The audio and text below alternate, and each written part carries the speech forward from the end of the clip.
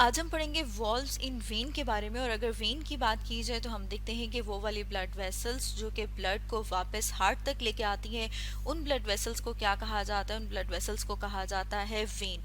और अगर blood vessel की बात करें तो वेसल कहते हैं बर्तन को। मतलब ये कि ये जो ट्यूब लाइक स्ट्रक्चर आप यहाँ पर देख रहे हैं जिसमें ब्लड प्रेजेंट है उसे ब्लड वेसल कहते हैं। उसमें भी अगर आप डायग्राम में देखें तो हम देख रहे हैं कि यहाँ पर ये वाली ब्लड वेसल्स जो कि ब्लड को हार्ट की तरफ लेके आ रही हैं, इन्हें क्या कहते हैं? इन्हें वेन कहा जाता है।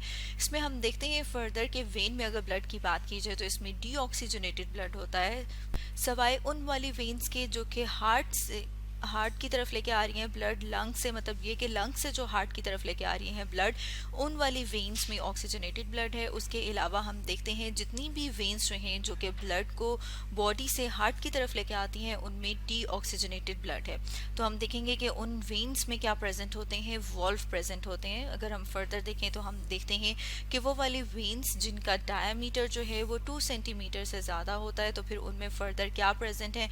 उनमें वॉल्व प्रेजेंट हैं। और वो वॉल्व जो है वो क्यों प्रेजेंट होते हैं? ताकि जो ब्लड का फ्लो है वो एक डायरेक्शन में हो। इसके साथ अगर हम एक और डायग्राम देखें तो और ज़्यादा क्लियर हो जाएगा। जैसे कि यहाँ पर हम अपनी डायग्राम में देख रहे हैं कि अगर हम नॉर्मल वेन की बात करें तो उसमें हम देख रहे हैं कि वॉल्व प्रेजेंट है। ये जो स्ट्रक्चर प्रेजेंट है इसे क्या कहा जाता है? इसे वॉल्व कहा जाता है। तो हम देख रहे हैं कि जब ब्लड फ्लो करता है तो हम देख रहे हैं कि उसकी वजह से क्या होगा कि वो एक ही डायरेक्शन में फ्लो करेगा, और जब ब्लड यहाँ से पास कर जाएगा तो ये वॉल्व जो है क्लोज हो जाएगा, जिसकी वजह से ब्लड ऑपोजिट डायरेक्शन में फ्लो नहीं करता।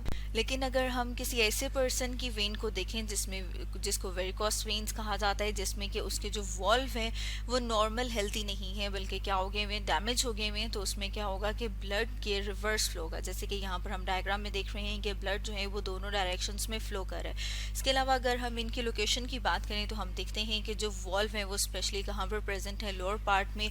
और उसमें भी हम देखते हैं कि वो स्पेशली कौन से रीजन में है? तो उसमें हम देखते हैं कि एब्डोमिनल और जो हाइंड लिम्ब का रीजन है वहाँ पर वॉल्व प्रेजेंट है। और अगर हम अपर रीजन की बात करें तो हम देखते हैं कि जो अपर रीजन जो कि हार्ट से ऊपर वाला रीजन है वहाँ पर वॉल्व जो है मौजूद नहीं है। इसके लिए अगर हम दोबारा से डायग्राम देखें तो जैसे कि यहाँ पर हम देख रहे हैं, हम बात कर रहे थे कि वॉल्व क्यों मौजूद होते हैं? ताकि जो ब्लड है वो एक डायरेक्शन में फ्लो करे।